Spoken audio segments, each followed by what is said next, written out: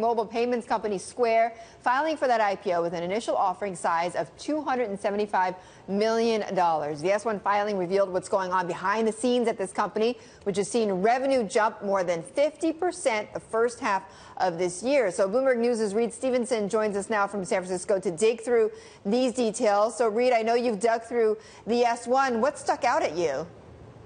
Well, really, the interesting thing is that Square isn't doing so bad.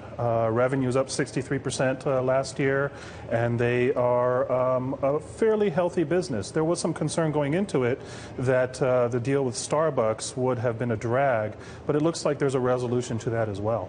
Okay, so not as bad as maybe some might have feared, but I'm told that 95% of their revenue comes just from payments processing. So is that a risk because they are so concentrated in one business?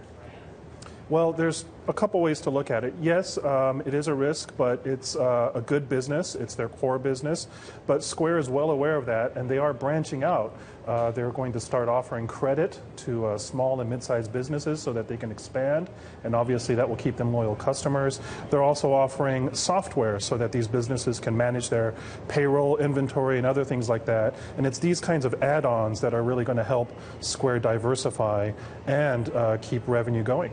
And what about the other risk, right? Jack Dorsey, he's running both companies. So I'm sure investors are going to be asking questions about that. How's he going to keep his eye on the ball at both Square and Twitter?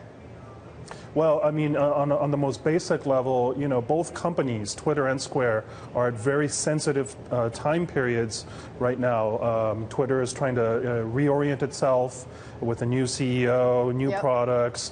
At the same time, Square, I mean, an IPO is a fairly risky period. You know, there was another payments company that went public yesterday called First Data.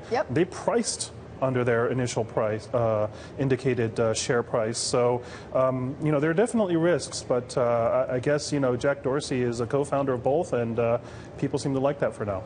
Right, and I'm actually looking at First Data's share price. I mean, they were down almost 2%, and now they've come back a little bit. But to your point, I mean, there's First Data's being being hit by, in some cases, by Square, but there's also Stripe. So what about all these other online competitors? Well, I mean, everyone wants to get into this space. PayPal, I think, is the one to watch. They are now newly independent, away from eBay, and I expect to see them get more aggressive and come out with a lot more innovative products to try and chip away at that massive market for mobile payments. Okay, Reed, thank you so much. Great to have you on Square's IPO. Reed Stevenson in San Francisco.